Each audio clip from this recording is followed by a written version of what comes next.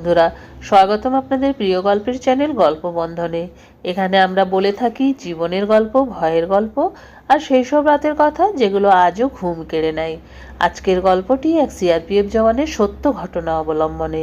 কাশ্মীরের তীব্র শীত, একাকী নাইট ডিউটি আর এমন কিছু শব্দ যার ব্যাখ্যা সকাল না হওয়া পর্যন্ত কেউই জানতো না। চলুন হারিয়ে যাই কাশ্মীরের সেই শীতের রাত গল্পে। আজকের গল্পের নাম কাশ্মীরের সেই শীতের রাত। আমি পীযূষ সিং, সিআরপিএফ এর একজন জওয়ান।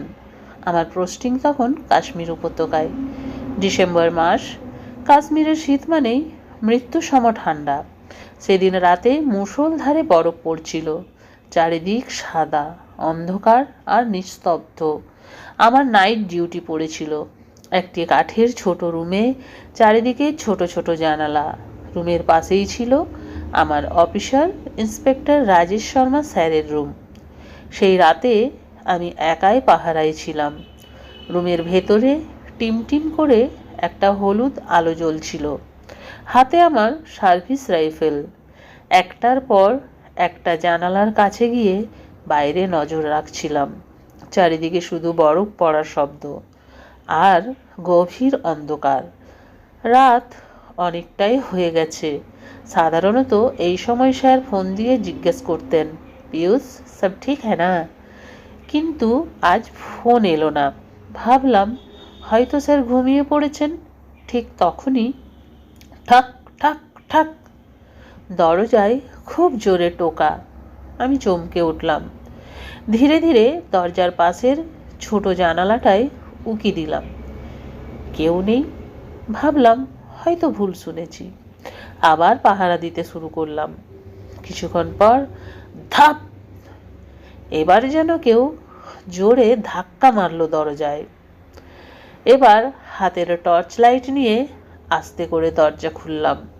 কারণ হ্যাঁ, চারিদিকে লাইট জ্বালিয়ে দেখলাম কোথাও কিচ্ছুই নাই, শুধু বরফ আর বরফ।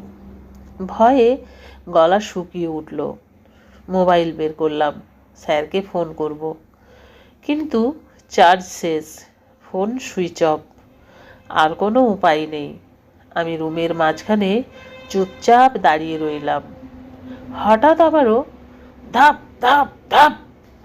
দরজায় আরও জোরে ধাক্কা।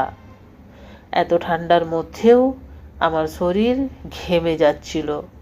জোরে চিৎকার করলাম, কন হ্যাঁ বাহার, কন হ্যাঁ? কোনো জবাব নেই। চারিদিকে পিন পতন নীরবতা। ঠিক তখনই একটা বিকট গোঙানির মতো আওয়াজ। তারপর দরজার গায়ে নখ দিয়ে আঁচড়ানোর মতো শব্দ। চিড়চিড় চিড়চিড়। আমি আর দাঁড়িয়ে থাকতে পারলাম না। রাইফেল শক্ত করে ধরে রুমের এক কোণায় বসে পড়লাম। চোখ এক মুহূর্তের জন্য বন্ধ করতে পারিনি সেই রাতে। স্যারও একবার ফোন করেননি। আর যদিও বা ফোন করেও থাকেন, তাহলেও তো আমার ফোন সুইচ অফ হয়ে গেছে। কোনো মতে পুরো রাতটা কেটে গেল। ভোরের আলো ফুটতেই দরজা খুলে বাইরে এলাম। চারিদিকে তাকালাম। বরফ, সাদা জমিন, কোনো পায়ের ছাপ নেই, কোনো মানুষ নেই। সব কিছুই স্বাভাবিক লাগলো। সকালে আমি স্যারের রুমে গেলাম, চাবি জমা দিলাম।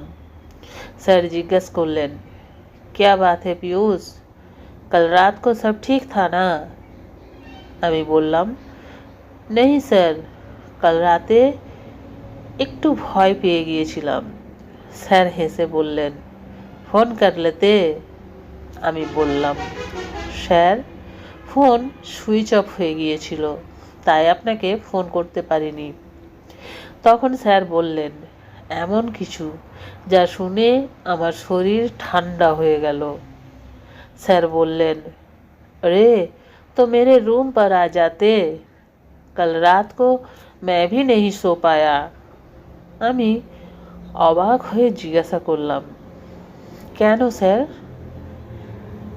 স্যার ধীরে ধীরে আধো হিন্দি আধো বাংলাতে আমাকে বললেন, कल रात को मेरी पत्नी और मेरा 8 साल का बेटा কাশ্মীর ট্রান্সফার হয়ে এসেছে। আমার ওয়াইফ भी सीआरपीएफ में है। बेटा पूरी रात बर्फ में दौड़ता रहा, कभी बाहर कभी भीतर।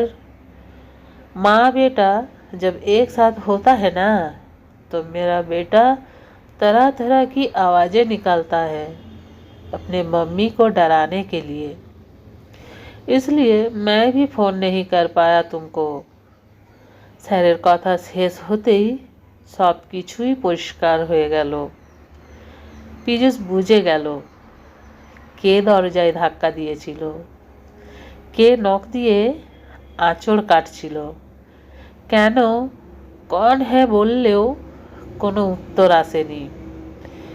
বরফে খেলতে থাকা একটি 8 বছরের শিশুই সেই রাতের সমস্ত রহস্য ছিল।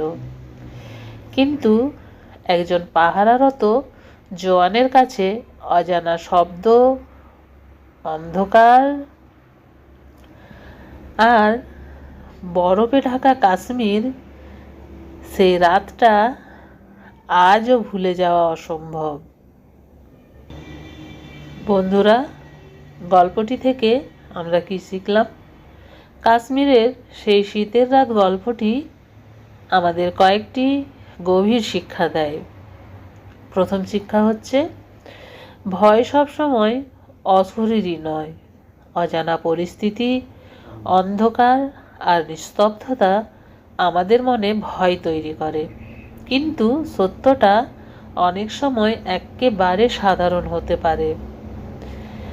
2 নম্বর শিক্ষা, একজন জওয়ানের মানসিক লড়াই।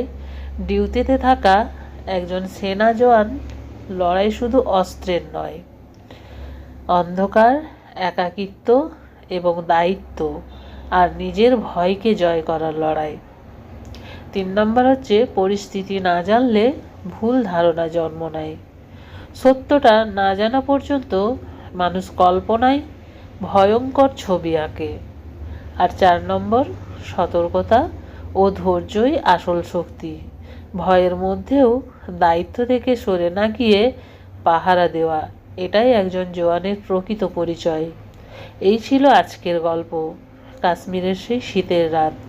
গল্পটি যদি আপনাকে এক মুহূর্তের জন্য ভাবতে বাধ্য করে, ভয় পাইয়ে দেয় অথবা একজন জওয়ানের নিঃশব্দ লড়াই অনুভব করায়, তাহলে ভিডিওটিকে একটি লাইক দিন। আপনার মতামত, অনুভূতি কমেন্টে লিখে জানান। আপনি হলে সেই রাতে কি করতেন? আর এমন আরও ভয়ঙ্কর, রহস্যময় ও জীবনের গল্প শুনতে এখনই সাবস্ক্রাইব করুন আমার গল্পবন্ধন চ্যানেলটিকে। আবার দেখা হবে আরেকটি অজানা গল্প নিয়ে। ততক্ষণ পর্যন্ত ভালো থাকুন, নিরাপদে থাকুন। নমস্কার।